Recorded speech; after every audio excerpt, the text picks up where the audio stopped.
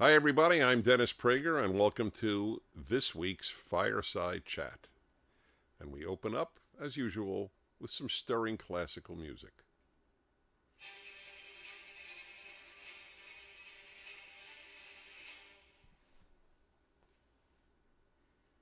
What happened?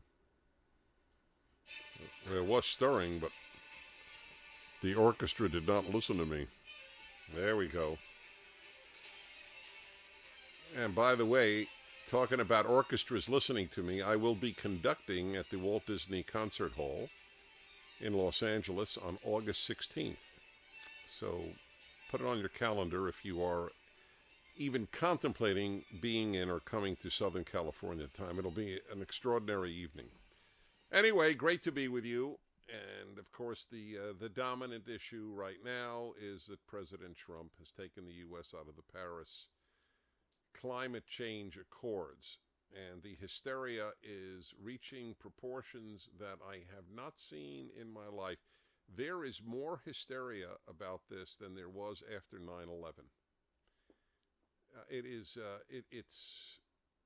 then there was sadness and preoccupation, but not hysteria. That's what we have here, and it has been ever since Al Gore made this into an issue, and the left has taken it all over the world. This is their big crusade to save the planet. I I, I tweeted out something a couple of months ago. I think it went along these lines. A religious person who says the end of the world is near is considered a nut, a religious nut. A secular person is called a religious nut. A secular person who says the end of the world is near is called an environmentalist. It's the same nutty mentality. I am convinced, I am truly convinced that every single one of you listening, or viewing, I should say, I'm used to my radio show, every single one of you viewing, if you had not been bombarded with talk about climate change and global warming, would not even know that it's taking place. You realize your entire concern is built on faith, faith that you have been told the disinterested truth by the people who have talked to you about this from first grade through graduate school and in all our media. It's all an act of faith on your part because it hasn't changed anybody's lives. It's an amazing thing. How have you suffered as a result? Do you know, as of now, the only benefits have been overwhelmingly positive. More land that can now grow food, which is a wonderful thing. More trees because there's more carbon dioxide to feed them. And nobody is dying, or fewer people are dying from frost than ever before. Far more people die from cold than from heat. But it shows you the power, even in free societies. This has been the biggest single depressing thing I've learned in the second half of my life. That people can be brainwashed in free societies. You think that people are only brainwashed in totalitarian and authoritarian societies, but it's not true. It happens just as much in free societies.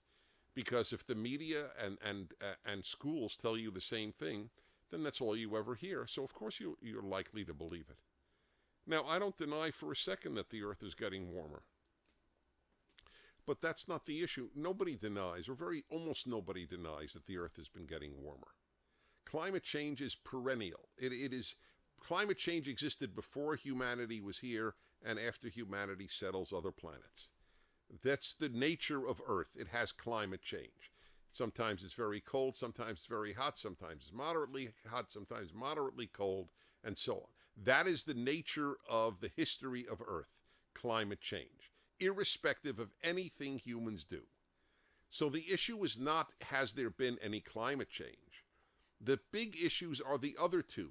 What is the cause, and is it catastrophic? Those are the two things that matter. It doesn't matter if X is happening and X doesn't matter, then it doesn't matter. So again, there are two huge questions. Not is the Earth getting warmer, but what is causing it, and is it a catastrophe? And I don't believe it's a catastrophe, and I don't know what is causing it, and you've been told a lie. And we documented in one of the Prager University videos that it's a lie. And I don't use that word easily. It's a lie. When you're told 97% of scientists believe, you never hear the rest of the sentence. 97% of scientists believe in global warming. So what? Do they believe the other two things? That's what matters. Do they think it's going to lead to the end of life? That's what we're told. On CNN today, not on an opinion program, Wolf Blitzer said, and now with Earth hanging in the balance, President Trump has taken us away from the Paris Climate Accord. So it is now announced the Earth is in the balance. The existence of life on Earth is now, we are told, hanging in the balance. It's just not true. And there's no evidence for it. So the issue isn't, is there global warming? That is a non-issue. Yes, it is warming. Okay, fine.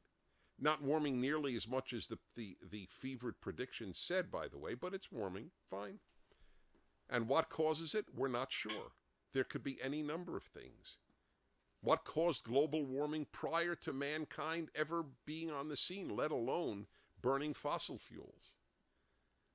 But the hysteria is there because the left works on hysteria. They really believe it. They're in a permanent state of hysteria. It must be a very unhappy thing to be on the left, and I really do believe it is unhappy. There's no question leftists are less happy than conservatives. Every poll shows it, but it's obvious if you just use your own common sense.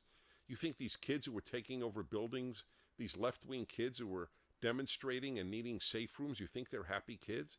Any college kid who needs Play-Doh, stuffed animals, and candy bars because somebody came to the campus and said something they don't agree with is not a happy person.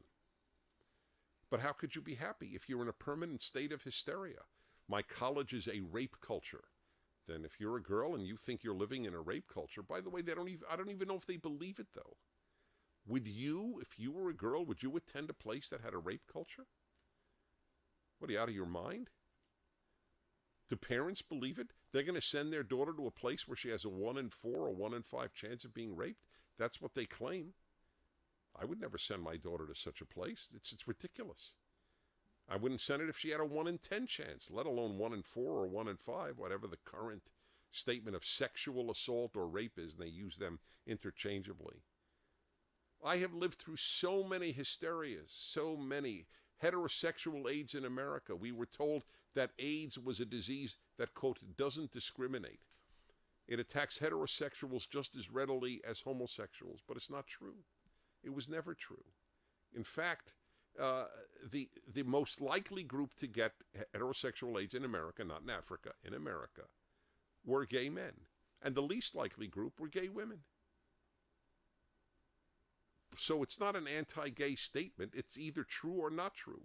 Gay men and intravenous drug users and their partners overwhelmingly were the people who got AIDS in the United States. But there was hysteria for years about AIDS killing vast numbers of people of every background. It's bad enough that it was killing gays. It's a terrible thing. But the hysteria was that it was killing everybody. So I've lived through all of this, and I'm completely unmoved. But you're going to hear that we're, if you're young, we're sentencing you to a doomed planet. So let me just say, having children and grandchildren, I want them to live and be well as much as your parents want you to, or you want to. And I would never want to doom my kids. What do you think? People who don't buy this nonsense, we don't care about our children?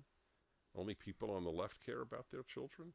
The irony is people on the left don't even have as many children as other people. It's really frightening. It's just frightening. And of course, it gets people frightened. And if they're frightened, by golly, guess where they'll vote? They'll vote Democrat. There's a cynicism here. Vote for us, we'll save the planet. Vote for them, the planet will self-destruct. Who are you going to vote for? Watch our video at Prager University. Bjorn Lomborg of Denmark gives a great one just on the Paris Peace Accords. What's it called? The Paris Peace Accords won't...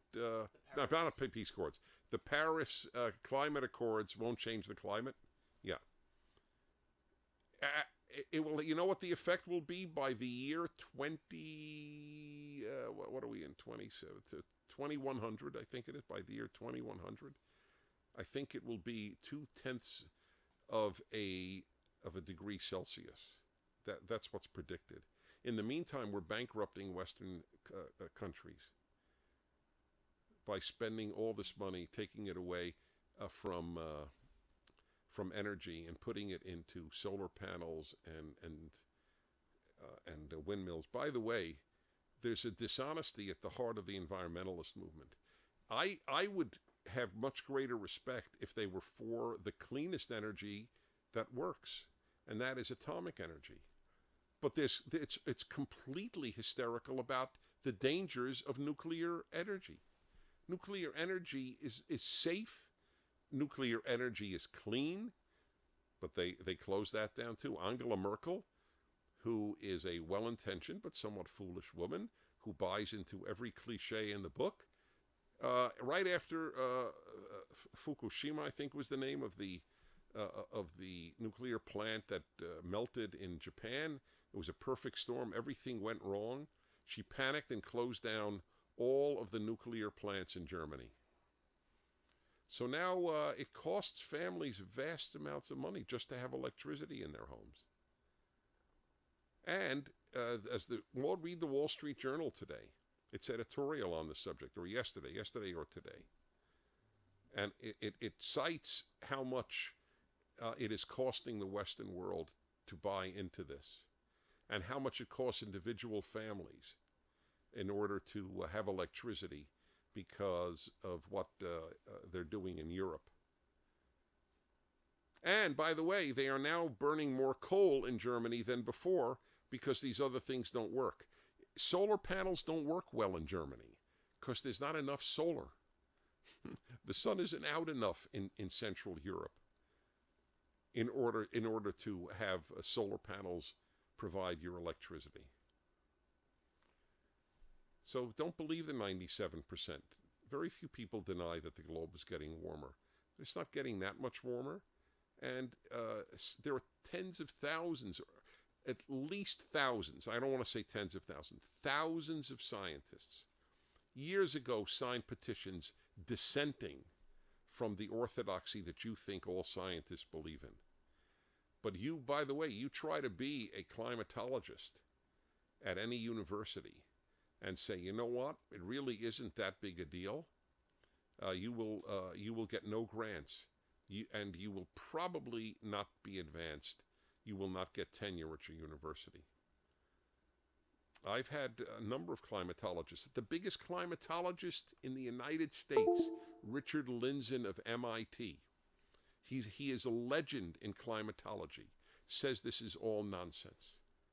Did you hear this? Did CNN report this? You can watch Richard Lindzen on a Prager University video, and if you care about truth, just show it, send it to people. Richard Lindzen, the preeminent climatologist in the U.S. of the last 40 years at MIT, the Massachusetts Institute of Technology, basically calls this stuff nonsense. All right? But you're not going to see him interviewed on CNN or NBC or ABC or CBS or PBS or NPR or MSNBC. It's a shame. Okay, can I have the questions here? Don't forget to go. We got a number of Prager University on this subject. Emily, a Prager 4 student. Hi, Emily. Asks, Dennis, what are your thoughts on Kathy Griffin's horrible photo with Trump's severed head? What are your thoughts on the mainstream media's indifference to it? Well, I suspect you know my thoughts, but just to elaborate on them for just one moment. I discovered at a very young age that there's no hatred like left-wing hatred.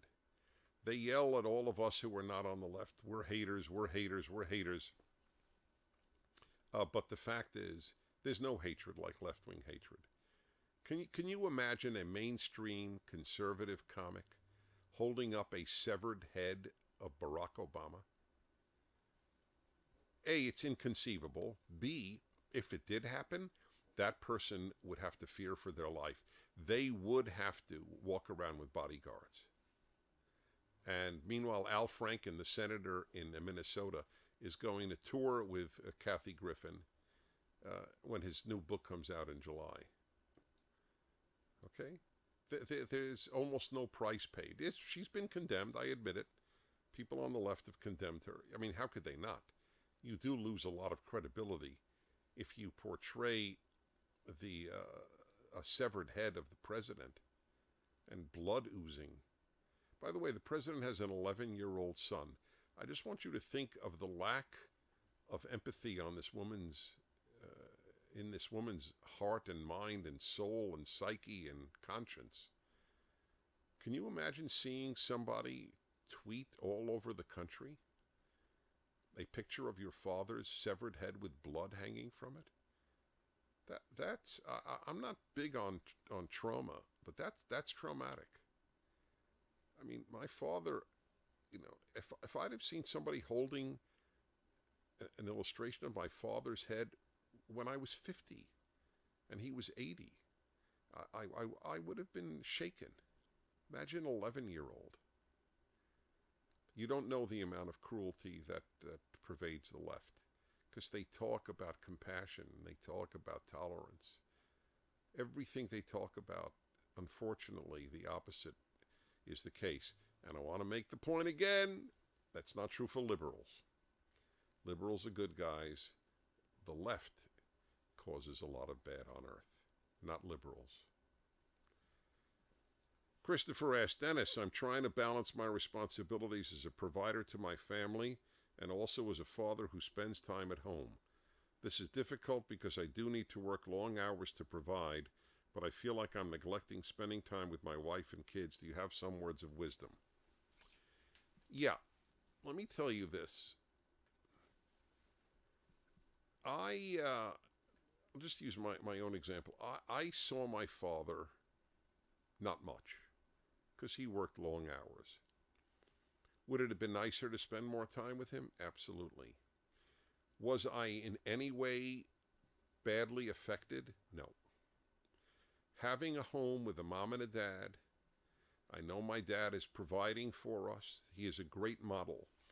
A dad doesn't have to be 24/7 or even anything close to that hands-on. He has to be a model. This is critical of a father. To model for his sons and his daughters what it means to be a man. And the biggest virtue of manhood is responsibility. It's also, by the way, the sexiest thing to a woman. A responsible man is very sexy to a woman. I know this because I've done shows on this. I've asked women, not 15-year-olds, who say a great butt, but from 25 on, what does it mean for a man to be sexy?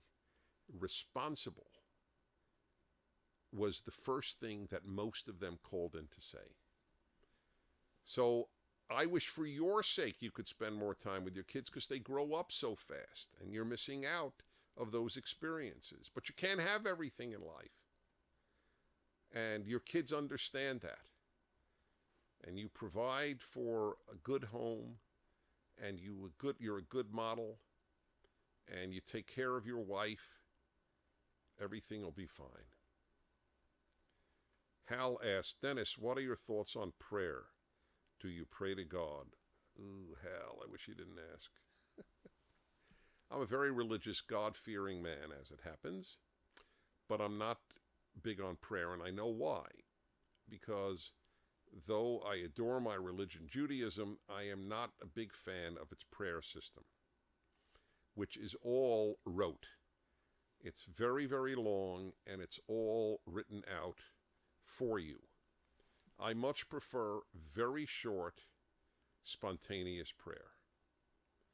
Protestants do that very well. Christians in general do that very well. And I have a great appreciation for that, where somebody will open up a meal, blessing those present, invoking God's presence. I find that meaningful, but beyond that, I have not been big on prayer. I'll tell you what I am big on, Bible study. And I'll tell you why. I think the Bible is God's Word. So would I rather say God's words and study God's words, or my words, or man's words? So I'm crazy about Bible study. The biggest project of my life, 30 plus years, is writing my commentary, which will be done in July 31st of 2019. So 2 years from now. It has to be done. It will be done. And I am explaining what it's all about. To make the first 5 books of the Bible, called the Torah, available to people of all faiths and no faith. Because it has been the books that have most influenced me. Rachel. Hello, Rachel. Dennis, are there some characters in the Hebrew Bible who you believe are misunderstood or get an unfair rap? Yeah, God. God gets an unfair rap. I think God is the most misunderstood and gets the most unfair rap in the Bible. I'll give you one example. God destroys the world in the time of Noah. Whether you believe in it literally or not is not relevant. God destroys the world in the book of Noah, right? In the story of Noah. Why? Because people were evil to each other. The earth was filled with violence. That's the biblical sentence. I defend God's decision. God created a world so that people would be good to each other. If they're going to be evil to each other, then there's no reason for the world. He decided to give it another go, so he saved one decent family, the family of Noah. And that hasn't turned out too well either. But in any event, that's a good example. Oh, what kind of God is that? A God who destroys the world? I think it's a beautiful God. He's sick of people being evil to each other. Just for the record, by the way, my extremely intelligent, extremely thoughtful wife thinks God shouldn't have even saved Noah. There's so much evil in the world, she doesn't think it was worth even for that. It's an interesting discussion. Anyway, one of the reasons I'm writing my commentary is to explain God as best as I can and to show what a great character in the Bible God is. J.M. asked, Dennis, what makes monotheism superior to polytheism? A number of things. The biggest is one God is one morality. Two gods is two moralities. Simple as that.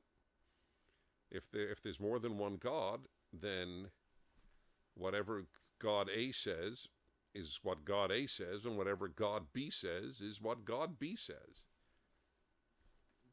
That doesn't work. Also, if there is more than one God, then you don't have order in the universe, because each God is there. They always compete. They compete for the affections of man. They even compete for the sex with human beings. It's very common, sex between God and the gods and the human beings in the ancient world. And monotheism opened the way ultimately for science, because there is a unifying factor that unites all of reality and not competing factors. And that ultimately opened the gates for science. Antonio, hello Antonio. Dennis, do you believe euthanasia should be legal? Do you think it is sometimes ethical?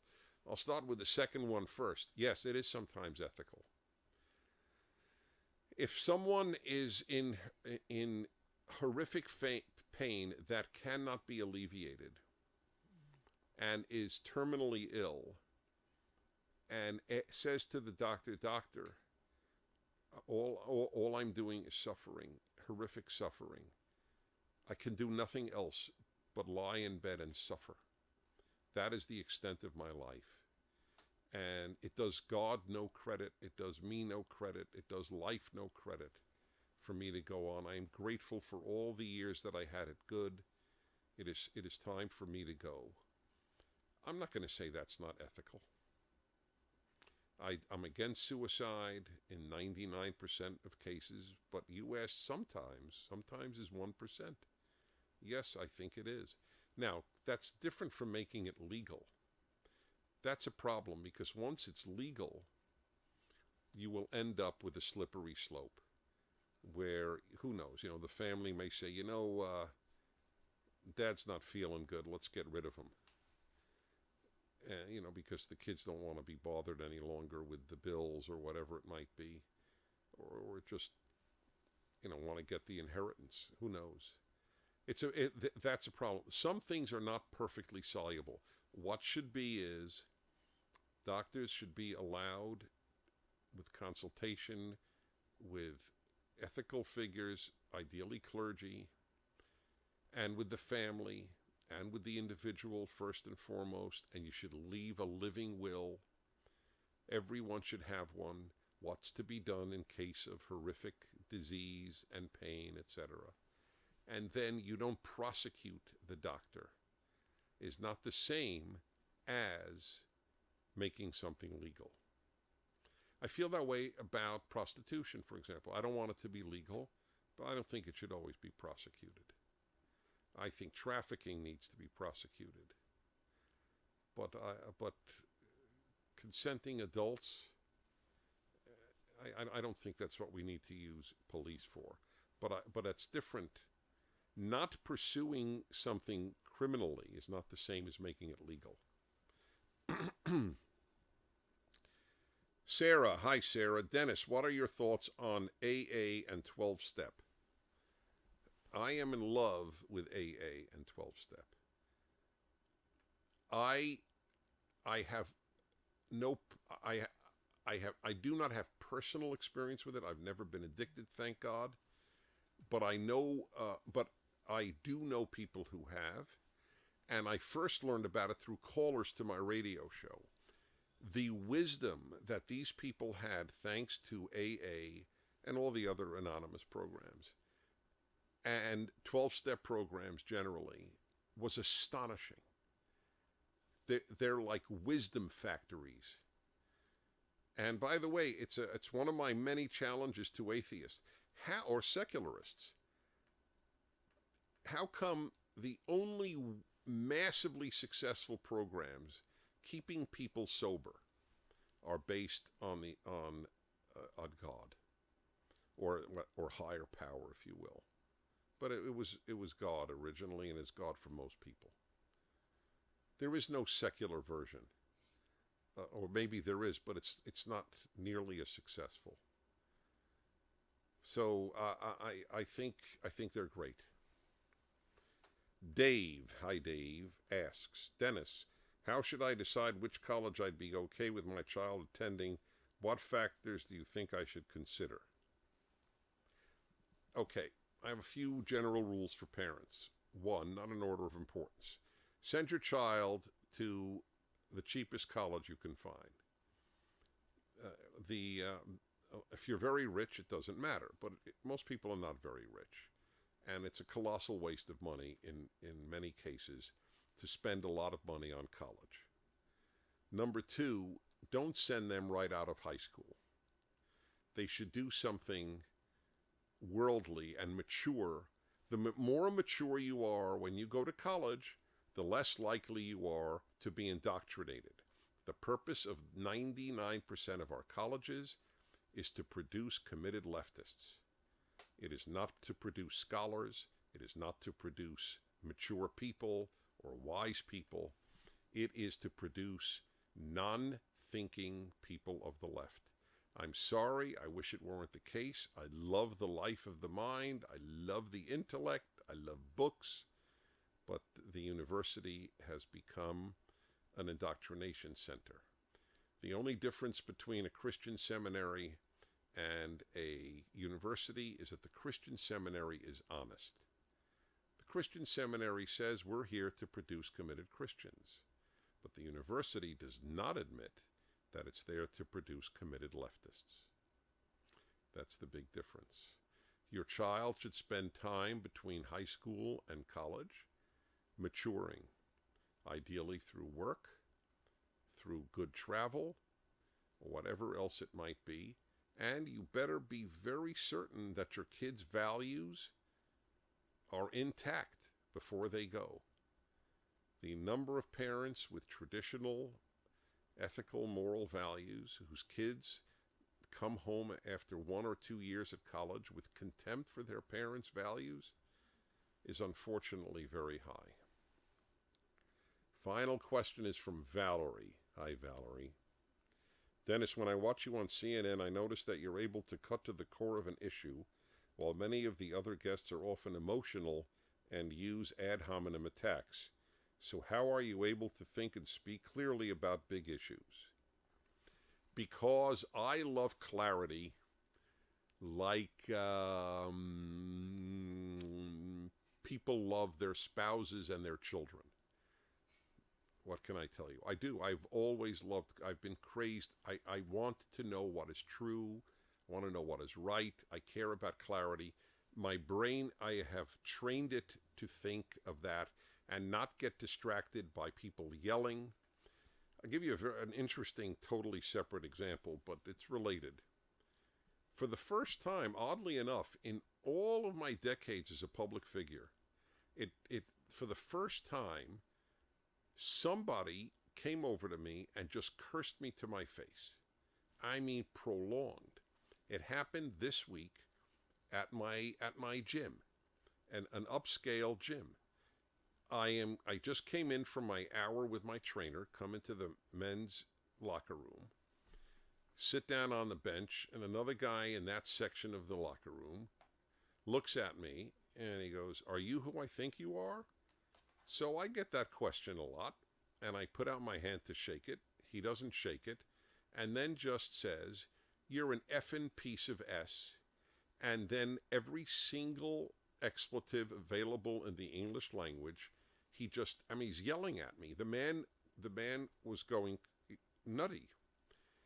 I didn't get excited. All I had was contempt for him. I said almost nothing. I just said, I want you to know that all you're succeeding in doing is confirming me in my views. That was all I said, except one more time when he went to another section and still yelled out all these curses at me. I said, there are other people here. And I told the managers of the workout place today, just today. Was it today? Yeah, I worked out today, right. And I went there after my workout and after I showered and dressed, and I went and I said, there's this guy here, and I told him what time it was, because it wasn't my normal time of working out, so that's probably the reason I haven't met this wonderful human being before. And it was very interesting because one of the managers said, "Oh, I caught the tail end of that," which I was very relieved, so he could, knew I wasn't making any of this up. And then he said at one point, he said, "I can't believe how calmly you reacted." This I've trained myself to do, because if calm wins the day, it's just a rule worth knowing. If I'd have started cursing him back, I'd have lost. He'd have been thrilled that I did it. And imagine if there are 1 million people listening. Like, whatever the numbers are, I don't know what the numbers are at CNN, but and of course I'm not cursed at, but I'm yelled at. And I just calmly answer, and I don't let myself get distracted by the topic that they will raise to change the topic. That's what people do all the time. They change the topic. And I will persevere on what I have said until there is clarity, and we can then move on. But you gotta train yourself. It's worth doing. So with that, just want to thank you, and I hope to see you next week. Don't forget the videos on climate change, even specifically on the Paris Accords, at PragerUniversity.com. Oh, and by the way, I'm making a movie with Adam Carolla on what's happening at our universities. And you can see the trailer and help out if you like at nosafespaces.com. But that and PragerUniversity.com, my radio show, and I stay busy. Thanks a million. Great to be with you.